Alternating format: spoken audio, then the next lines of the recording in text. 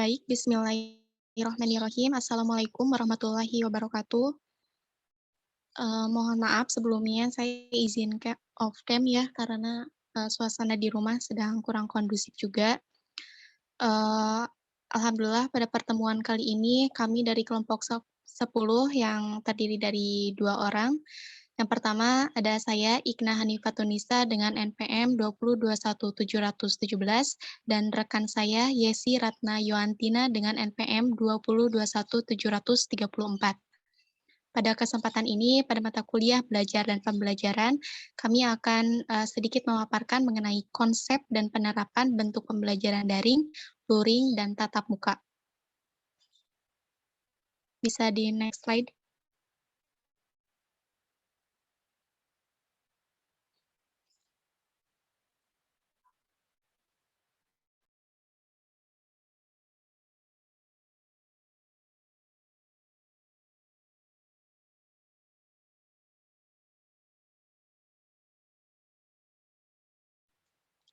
Materi yang pertama yaitu ada konsep pembelajaran daring.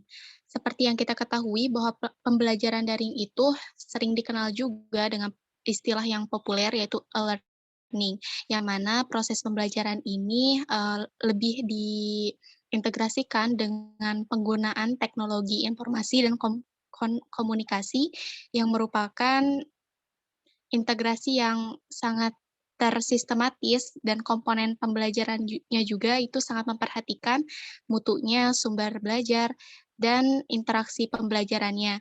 Kemudian adapun aspek, pedagogi pembelajaran daring, yang pertama itu ada cara pandang dan perencanaan pembelajaran daring, etika pembelajaran daring dan sikap pembelajaran yang positif, kemudian adanya penggunaan modul digital dan strategi penyampaian materi, yang mana penggunaan modul digital ini sangat efektif dalam pembelajaran daring karena lebih dipandang mudah mengaksesnya.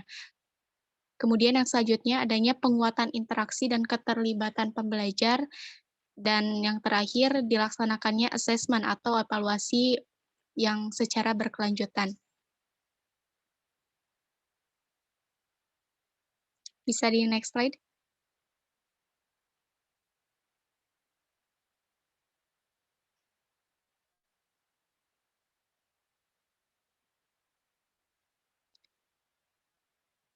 Nah, yang selanjutnya ini ada penerapan pembelajaran daring, yang mana dalam penerapan pembelajaran daring ini ada beberapa proses yang harus dilakukan. Yang pertama, konten yang kita ambil atau yang akan dipelajari itu harus relevan gitu dengan tujuan belajar. Kemudian menggunakan metode pembelajaran agar dapat membantu proses pembelajaran bisa lebih menarik dan memberikan minat kepada para peserta didik.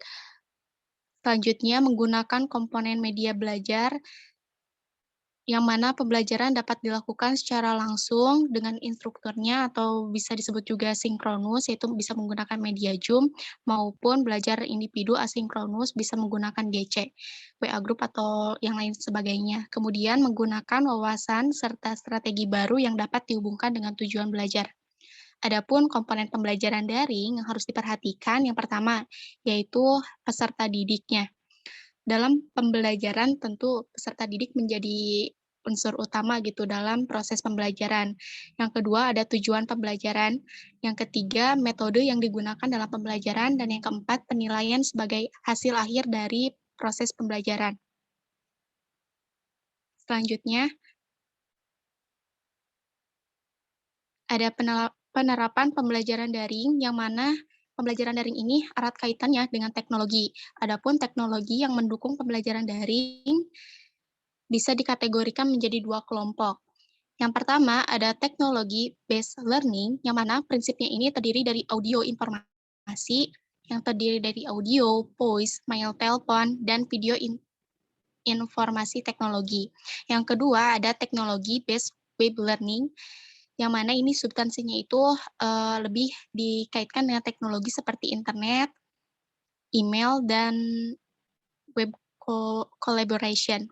Adapun kita bisa menggunakan kelas yang menggunakan tools seperti Google Classroom, Zoom, Gmeet, kemudian kelas yang menggunakan Teams atau Microsoft Teams, kelas menggunakan grup medsos seperti Telegram, WA Group, dan kelas yang menggunakan sistem pembelajaran yang lebih sistematis atau manajemen seperti penggunaan Canvas.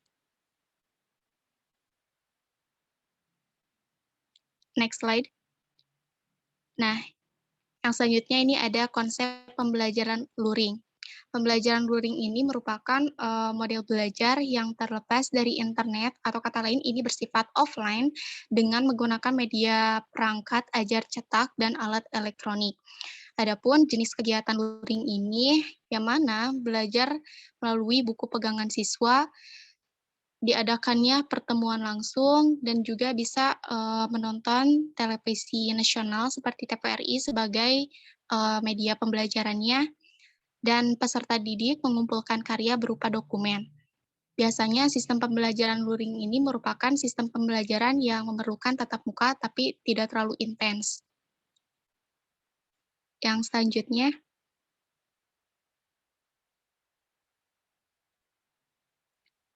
penerapan pembelajaran luring. Nah, adapun langkah-langkah yang bisa kita ambil dalam melakukan pembelajaran luring, yang pertama yaitu ada 2 langkah, persiapan dan pelaksanaan. Dalam persiapannya, pendidik perlu menyusun rencana pelaksanaan pembelajaran atau RPP secara luring. Yang kedua, pendidik memiliki alamat rumah setiap peserta didik agar dapat terhubung secara langsung. Yang ketiga, mempersiapkan materi pembelajaran berupa panduan materi. Yang keempat, mempersiapkan bahan ajar seperti alat untuk mempermudah dan memperjelas materi yang akan disampaikan kepada peserta didik.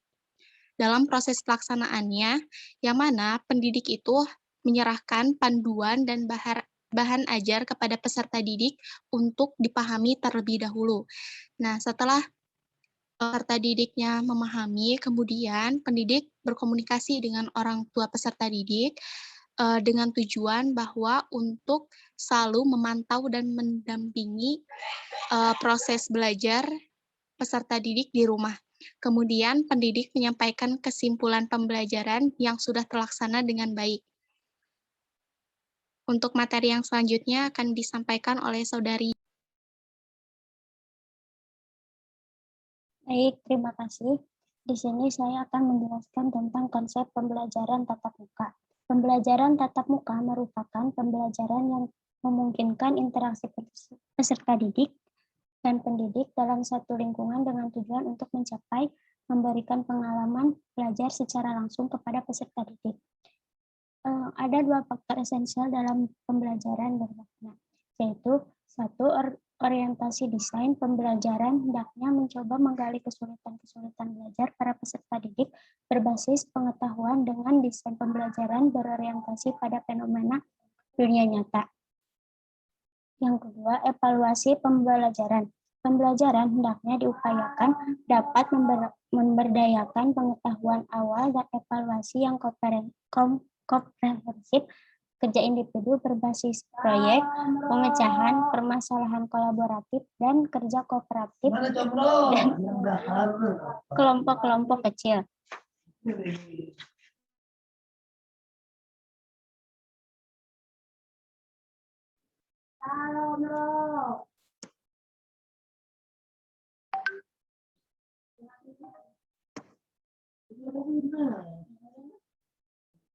Selanjutnya, penerapan pembelajaran tatap muka.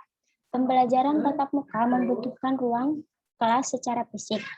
Kedua, pendidik dan peserta didik harus bertemu atau bertatap muka atau jarak yang dekat untuk membutuhkan ilmu, etika, dan psikologis pendidik dan peserta didik.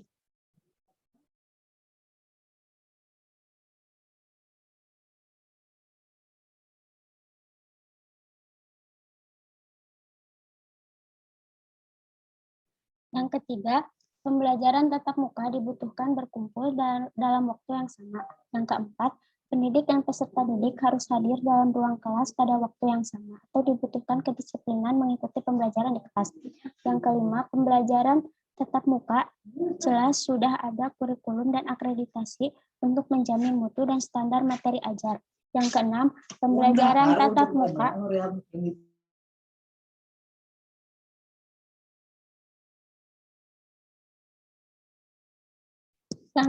pembelajaran tatap muka membuat peserta didik fokus mengerjakan tugas karena didampingi pendidik, juga aturan standar di kelas membantu peserta didik fokus pembelajaran.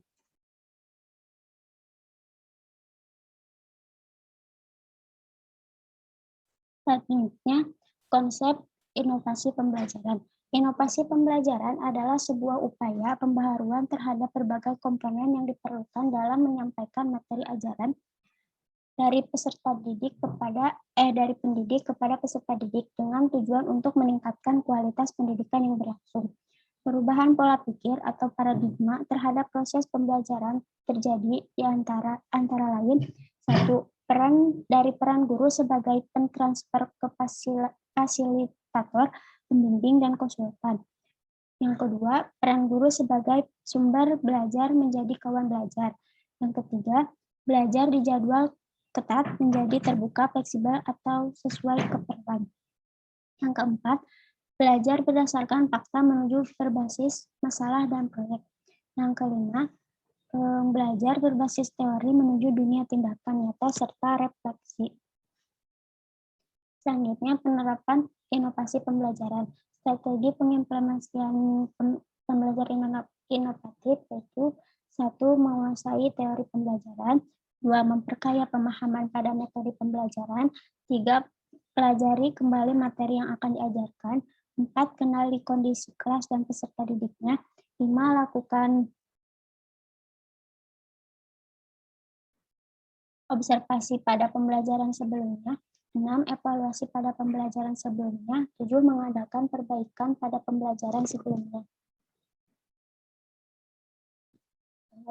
Selanjutnya, mengenai Merdeka Belajar di persekolahan dan perguruan tinggi.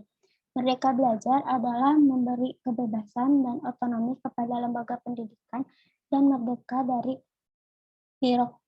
birokrasi. Dosen dibebaskan dari birokrasi yang terbelit, serta mahasiswa diberikan kebebasan untuk memilih bidang yang mereka sukai. Esensi Merdeka Belajar adalah kemerdekaan menentukan target dalam belajar. Kemerdekaan berpikir terutama harus ada di guru dahulu. Jika tanpa terjadi di guru, maka tidak mungkin bisa terjadi di peserta didik.